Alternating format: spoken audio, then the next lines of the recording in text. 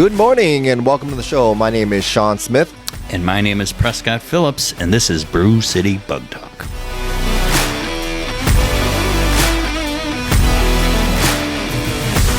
Hey, welcome to the show. This is episode 1. For this first episode, we're going to explain what the show is about, basically, and see if you want to listen to episode 2. Well, hopefully. But this show, it's going to concentrate on Volkswagens, of course, from a male perspective. A male perspective? Why are you identifying me? Don't you? You don't know my gender. Don't you misgender? Sure. But we're going to talk about Volkswagens, and we're going to drink some beer, and we're going to have guests on the show. We'll talk to these, and they're going to be local people. You know, we're not going to have celebrities. Why are you limiting us? I mean, we can have... Well, maybe down the road. I mean, my friend knows Donald Trump.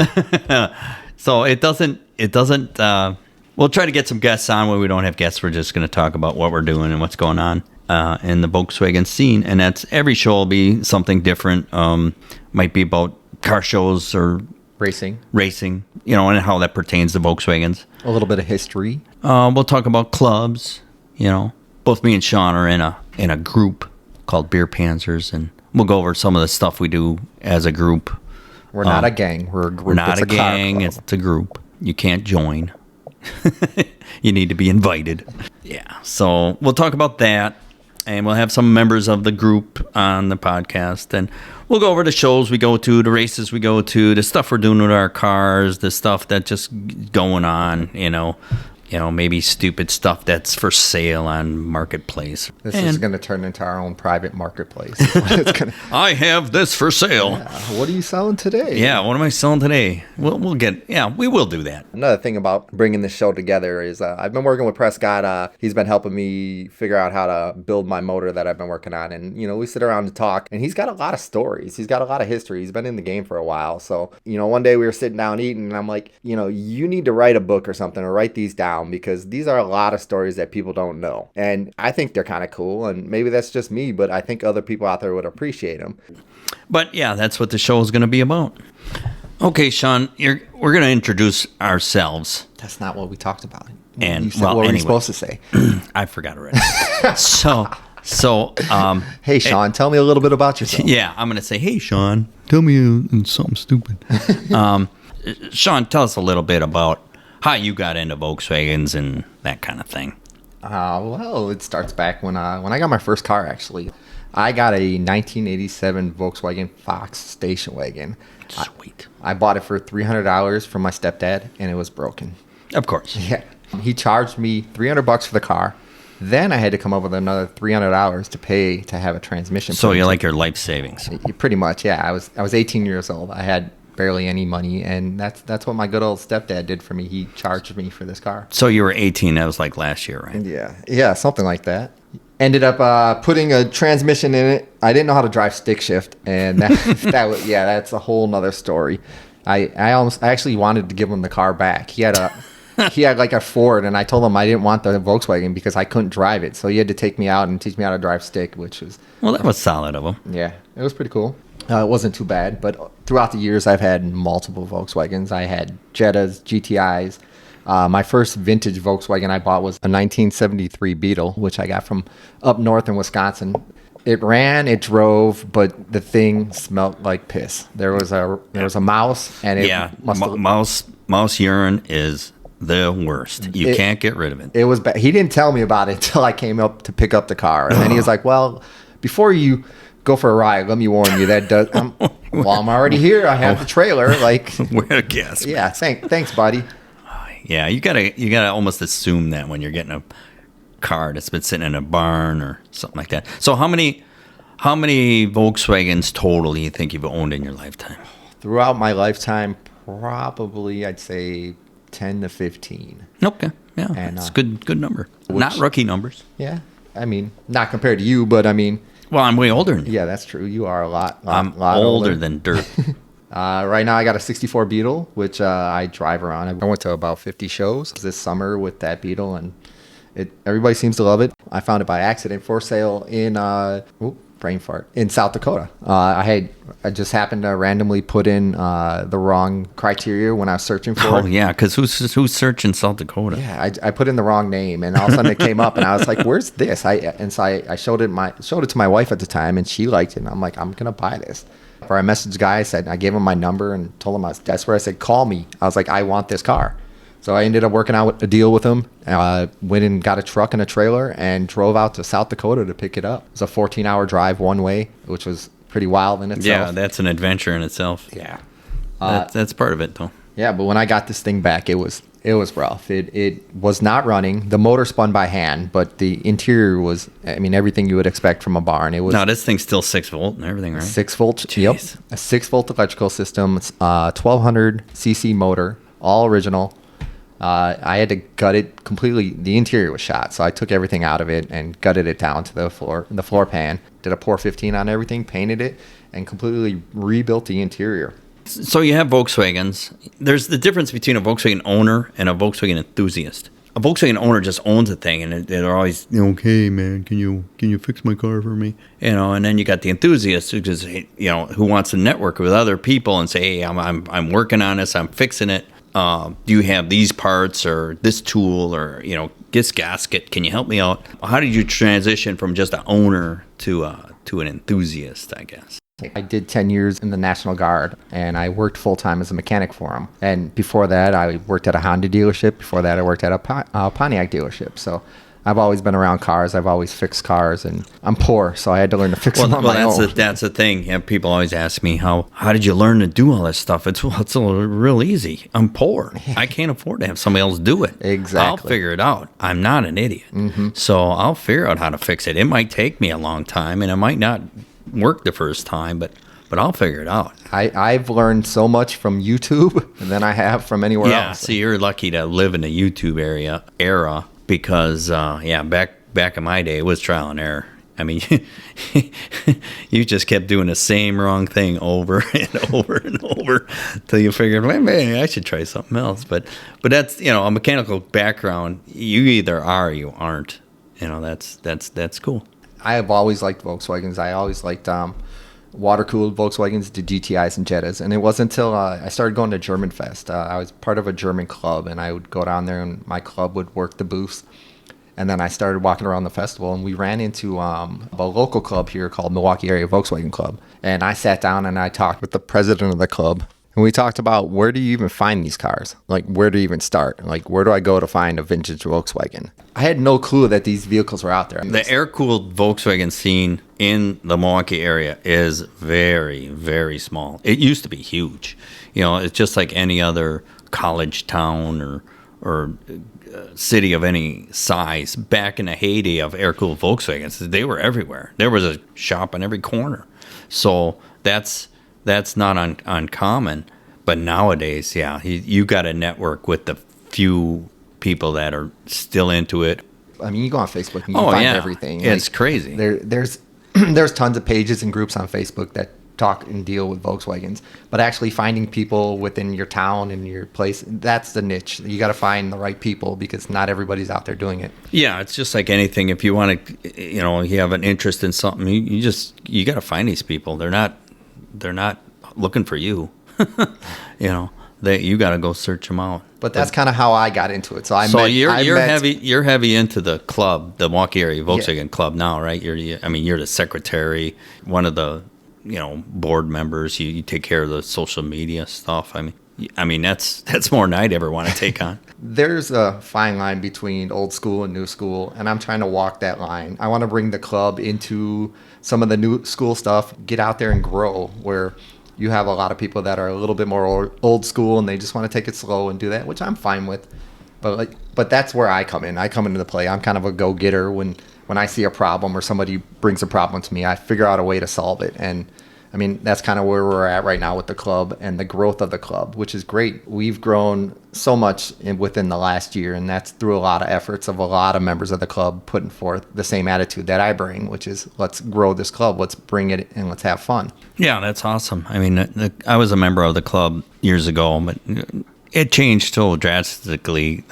The club you're in has been in existence, 30 years or something. Yep, we're coming up on our 30th anniversary of our show this year. Yeah, and I figure, well, like 15 years ago, all me and all my buddies were in the club, and we were part of the club. Yeah, but you guys are race car drivers. Like you like to race cars. Yeah, and we're that's why our little group called Beer Panzers are just concentrating on fast air-cooled Volkswagens. Like there's people in my club, in the Milwaukee area Volkswagen Club, that like to, have bigger motors, build motors and stuff like that. But not everybody likes to do what you and the Beer Panzers are doing, which is kind of nice that you have both those clubs in the area. I don't know a lot of cities that have like a strict, like a Volkswagen car club that goes to car shows, and then you also have this other club that builds old school performance Volkswagens and races them. Yeah, I mean, like you're a recent member of the club, but the rest of us have been friends for 20 plus years, and we grew up Volkswagens and building our own motors and transmissions and building cars and going fast and all that stuff. That's why we call it a group and not a club, because it's just a bunch of friends with a mutual interest, and we're friends beyond the group. We go to each other's kids' birthday parties and stuff like that. We're friends first, Volkswagen enthusiasts second, but we share we share parts and tools and whatever. That we're friends first, though. It's kind of nice. So we talked about me a little bit. What inspired you, or what got you into Volkswagens? I'll try to keep this as brief as possible, but it's going to be next to impossible, because I started when I was 15 years old. And Jesus helped him change his oil. Yeah, right. And I had 2 bugs before I got my driver's license. I was 15 years old, and I they were mine. My brother helped me buy them and actually, put his name on the title and all that stuff. Which brother is this? This is my oldest brother, Peter. Okay. And he's the one that really got me into this whole thing. When I was younger, he had a 68 Beetle. He turned it into a Baja Bug. He bought it from one of the neighbors. And I idolized my brother and everything he ever did. So he would buy Volkswagen magazines. And, this is the late 70s, early 80s. And he had magazines laying around. I went through them. I helped him with his car as much as I could. I'm just a kid. I wanted my first, he helped me get my first car. My first car I actually drove a bunch was 68 Beetle. It was from California. It was pretty rust-free, and he helped me get it. It didn't run, of course, when I got it, so he tow-barred it behind his Jeep, and we got it home. We got it running, and that was my high school car. He actually painted that car. He painted a couple cars for me, but that was the first car he painted of mine. Now, how many cars would you say that you've owned throughout your lifetime, if you had to throw down a number? A number? It's well over 50. And that's just air-cooled Volkswagens. And that's not daily drivers or trucks or anything like that. Yeah, I've had over 50 air-cooled, and I've owned every single model, bugs and Gias and buses and all that kind of stuff. But I've owned actually up to 11 of them at once, and I lived in a flat with a 1-car garage, so they were all over the yard. They were all over. Were you married at the time? I was not. I married my high school sweetheart, so she was in and out of the picture until we got married. So she really didn't. So she knew what she was getting into. Oh, she knew exactly. She knew that you had 11 cars. Yeah, she knew exactly what the deal was. I mean, you almost have to, and that's that. Yeah, if you're not into cars or Volkswagens, you're not going to be into me. That was pretty much how I got into Volkswagens, was through my brother. Now, did you guys, you had shows back in the day? Did you ever go to do you have show cars, or were they all strictly race cars? Oh, we always. Well, this would have been late 80s.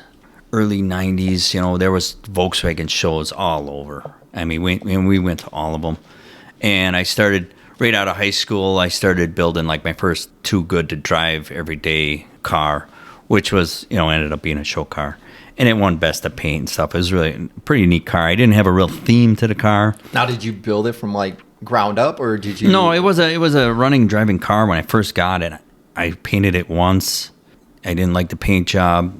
And then I put a custom paint job because everything was going neon and graphics and all that shit now. The car was super popular.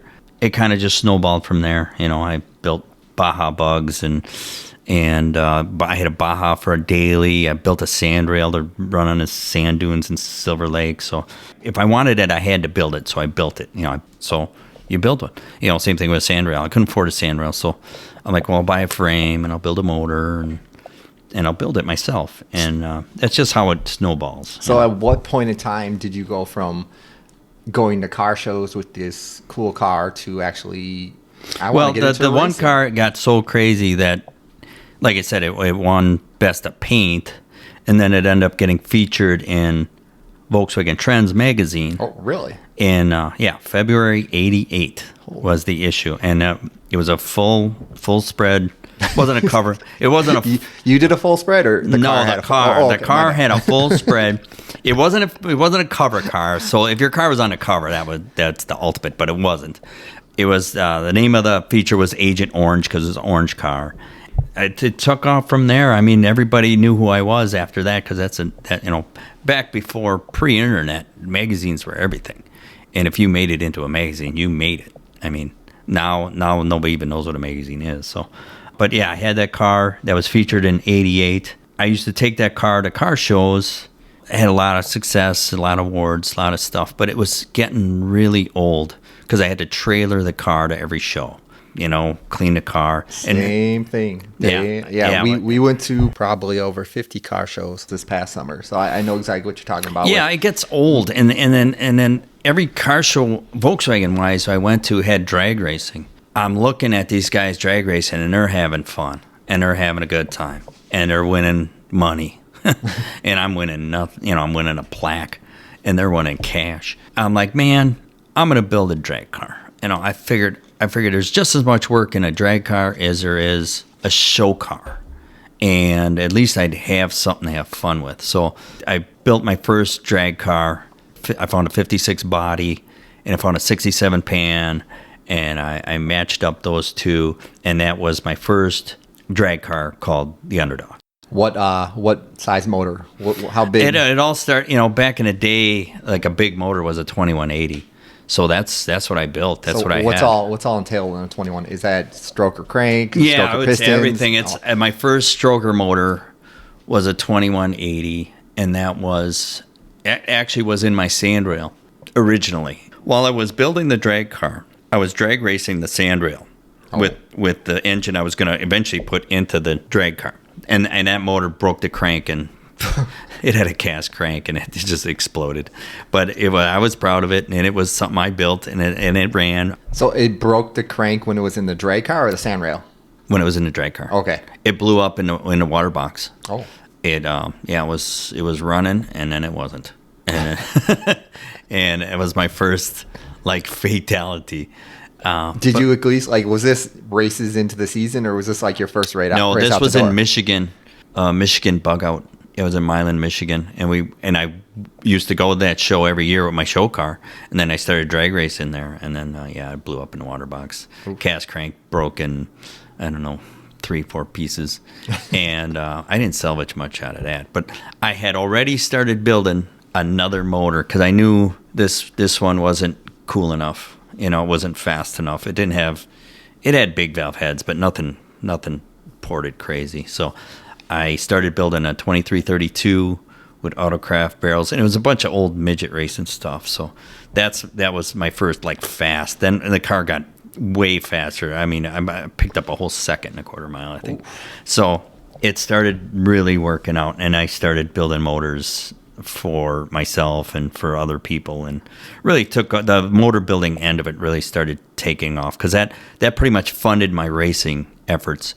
It was kind of neat. When you build a show car, unless you paint cars, nobody really cares about anything you did to your car. But if you drag race and you build stuff for yourself, and you do good, automatically they want to know, well, who builds your motors? Who builds your transmissions? You go, well, I do. And they're like, well, really? And you build one for me? And I'm like, oh, well, it's going to cost you.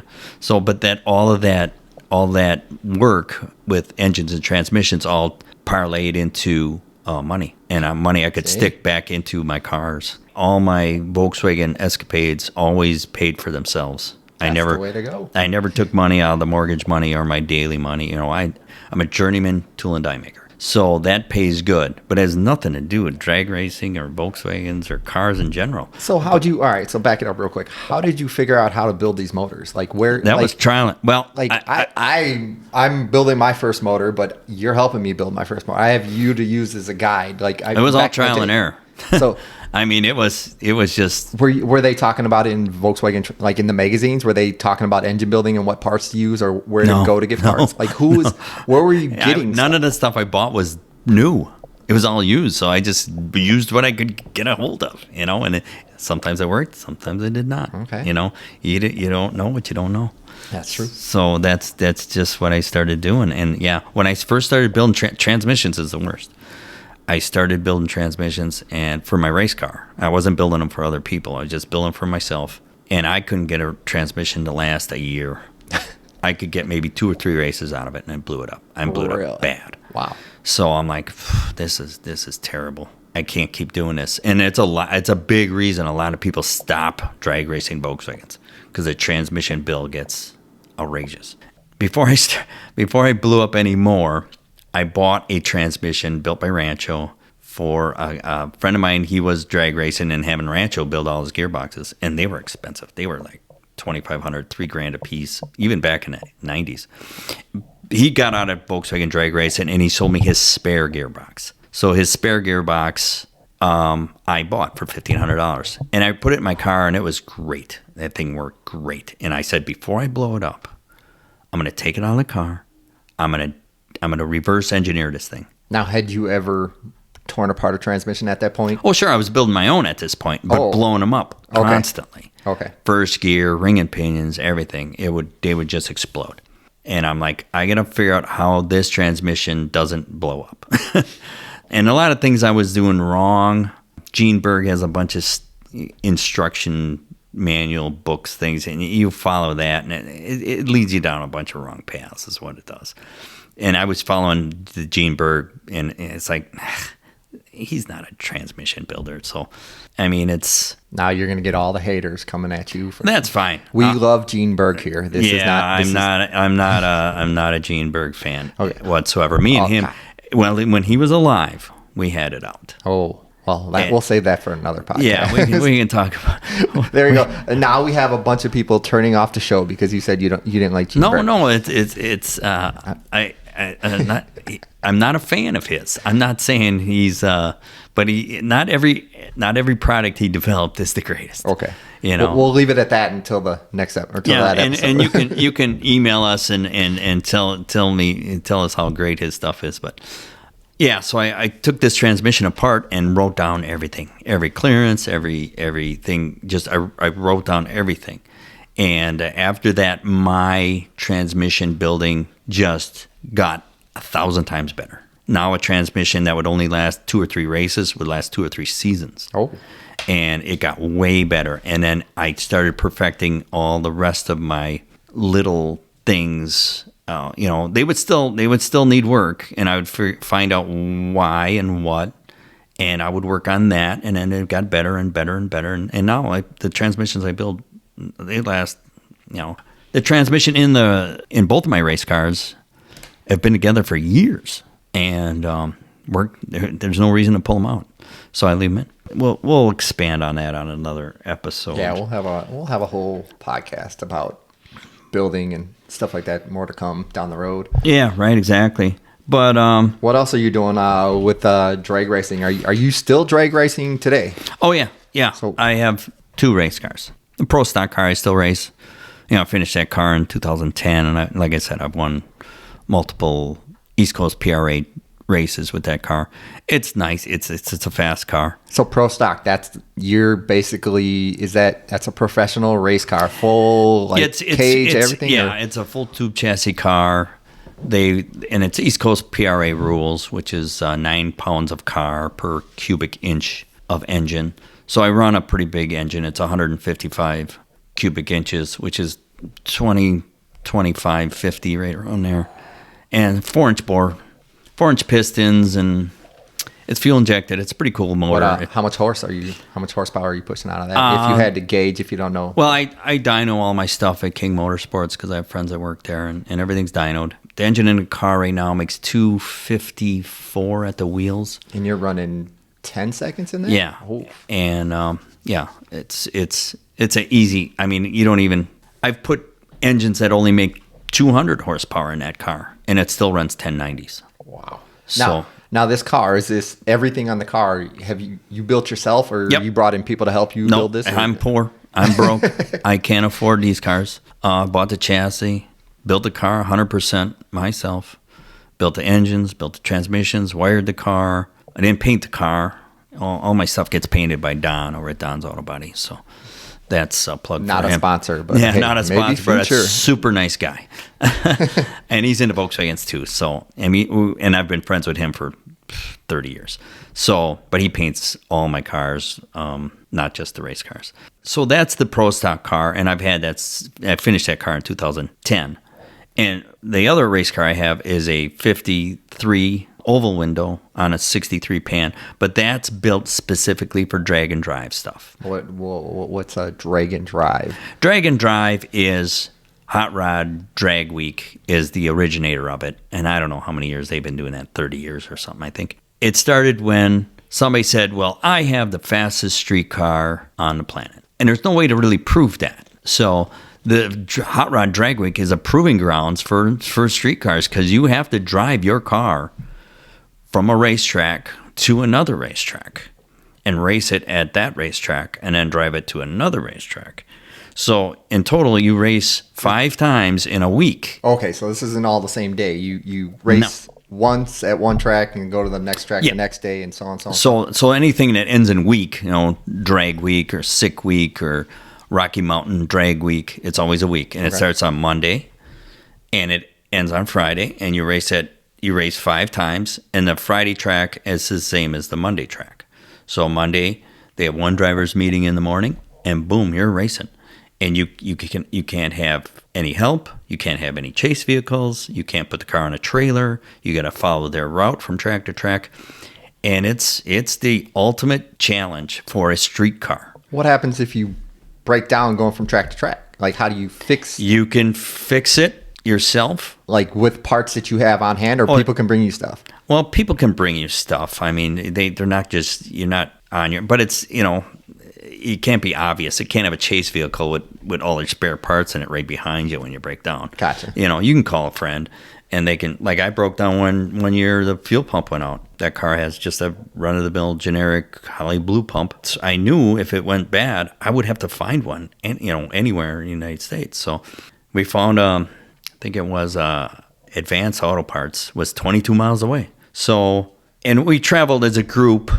Me and my bug and Chuck Fryer, who will be on a future episode, is my partner in crime as far as drag and drive stuff, though. He has a super fast, probably the fastest naturally aspirated street car in the Midwest for sure. It's an incredible car. But anyways, he didn't break down. My fuel pump went. I jumped in his car. We found this Advanced Auto Parts, paid way too much for a fuel pump. And it was 90-some degrees. We were in the middle of Indiana, I think, on a freeway, So we're changing out a fuel pump, in the middle of the afternoon. Just another day for a Volkswagen owner. Yeah, just another broke Volkswagen. So, I mean, but you're on your own. You're on your own, and you got to bring all your tools and everything you need, you think you're going to need with you on these events. But the car I built for that is... it runs 12 seconds. It's 1250s is pretty average for it. It's got what motor do you have in that one? It's got a big 2332. I actually have 2 engines. Like everything I run a spare motor and I have two engines that are usually super similar. Okay. So it's a 2332 with running IDAs on it, Weber IDA carburetors, and it's a pretty solid setup. You got enough oil coolers to keep it going, to drive on the street on pump gas, but we dump a little race gas in, to keep it happy. Yeah, it's a lot of fun. The first year we did it was 2017. Me and my buddy Glenn, he was my co-pilot, my navigator. I forget where it started. I think it started in Cordova, Illinois. I mean, it's hard. It's almost impossible to even get into these races because they sell out with like 5 minutes after registration and starts. And it's open to every car, not just Volkswagens. But I thought it'd be cool to be one of the only Volkswagens in this competition. And but now, so to talk about the competition, are you racing? Like, are you racing big block Chevys and stuff like that? Well, you're not racing anybody really. It's just a time. You get a time at each track. You get a time slip at each track, and then they take your average over the 5 days. Okay. And that's where it places you in your class. Oh, okay. Like Hot Rod Drag Week we're in a catch-all class. It's called Street Machine Eliminator, I think. There's only one rule on that class is you can't go any faster than 10 seconds. That's the only rule. Oh. So I don't have anything to worry about there. So we're in that class, but we're not dead last. I mean, we're in the middle of the pack. There's plenty of big black Mopars and stuff. We're only running 13s in that class. I mean, it's pretty cool when you see the actual spreadsheet of all the times, and it's here you are with this little Volkswagen. And you're here's smoking. this all-motor Volkswagen, and we're in the middle of the pack with there's usually over 100 cars in that class. So we're faster than 50 other cars in this class. It's pretty cool. Pretty cool. Yeah. And we always get all the press. I mean, we've had articles printed up in Sick the Mag when we did Sick Summer. It's Upper Midwest tracks, and me and Chuck, like I said, we always travel together. So before one of the races, the magazine writers came up to us and asked us questions and take some pictures. I'm like, yeah, knock yourself out. So, we both talked to him, and again, that we're never going to make it in a magazine. And here it is. We got a 6-page spread. Whoa. in Sick the Mag, and it's pretty cool. That is pretty cool. Yeah, it was a lot of fun. That makes it all that's permanent history now. So it's awesome. pretty cool. But the first one I did was 2017, and I said after that one, I would never do another. It sucked it was so much work, but it was so much fun. I was glad I did it. All the bad stuff you forget about, and all the good stuff you remember how great a time it was. And it's like a traveling circus from town to town, from track to track, because there's 300 cars in a group going through the countryside. It's like a giant parade. It's so cool. All these little towns you go to, and everybody's out on their lawn chairs watching you go by. It's amazing. And then we did it again in 21 at Hot Rod Drag Week in 21. And then for some reason it was close enough to home, so I did it in 22. And I'm like, every time you're like, oh, this is the last one. I'm never doing this again. But I got the car, and the car runs, and it's hard to say no. So then we did Sick Summer in June, and we finished that. And then Sick the Mag puts on the race, not Hot Rod Magazine. Sick the Mag. So you've evolved, or this is this is just another. race? Now there's 20 some races every year. Okay. That are considered drag and drive. Okay, so now this grew into a big thing. Oh yeah, it blew up. Like for COVID, they didn't have one during COVID, of course, but like this was like something you could do post COVID that really didn't. You're social distancing. You're in your own car going from track to track. There's no real inner. It's very COVID friendly, so it really blew up. And like I said, now there's over 20 races nationwide or worldwide. I don't know. So for the last couple of years, you've been racing with Sick the Magazine, the Sick Summer. Yeah, Sick Summer is the first one they ever did was this last summer. Okay. It was all Upper Midwest racetracks, which I could sleep at home one night. And they picked the same exact racetracks for next year. So we signed up for next year. I'll keep doing it as long as it's close enough to home, because it's a lot of work, and it's really nice to sleep at home one of those nights. Very cool. I mean, these people that come from across the nation or other side of the world, there's people from New Zealand and Australia and all kinds of crazy places that that's all they do is drag and drive stuff. And it's really neat. It's a lot of fun. But that's my latest racing escapades. Yeah, we talked about, that's one thing we're going to do with the podcast. We get closer to Sick Summer, we're actually going to do a post show and we'll do a pre-show and a post show. Yeah, we'll do a show before I go, and all the preparations up to that point, because I got to test the car and all that stuff. We'll have a show before it. So it's the first week. It's like June 9th. Yeah, I think it's right after the Milwaukee area Volkswagen's 30th anniversary show. To whatever the 14th, whatever that Friday is. Now, did you do anything different to the car this year, or? Yeah, I'm putting a whole spare drivetrain back in it. The last time I went, I tried to do I changed the ring and pinion ratio and a bunch of other things to try to make the car go faster. And all it did was make it go slower. Oh. So I'm going back to the original OG setup where it ran like 1240s. And I'm putting that setup back in, all freshened up, all new stuff. I lost a cam in the motor, that was super fast. So it's got super flows on it. And we lost that FK89 cam, flattened it out. Oh. So that was a failure. So now it's got my tool steel lifters in it, and that should be bulletproof. So I'd like to put that back in the car and see how fast that is. So new motor, new transmission. Yep. Okay. And a fresh transmission with the old 388 ring and pinion instead of 412. And then I think this year I'm going to try to put the slicks off the ProStar on the car. I'm going to see if they fit, and if they fit, I'm bringing them along. Because these drag and drive things are kind of a no prep thing. They don't prep the track. And some of these tracks suck. You can't hook up. And if you don't hook up in a Volkswagen, you ain't going to hook up. It makes up all its time at the beginning of from the hit. Yeah. It's not a high mile per hour back end type of vehicle. It's all done at the starting line. So if you can hook up, that'll be a good pass. If you can't, you don't have time to make 10 passes on this drag and drive stuff. You got 1-2 chances maybe, and you got to hit the road and get to the next track. Oh.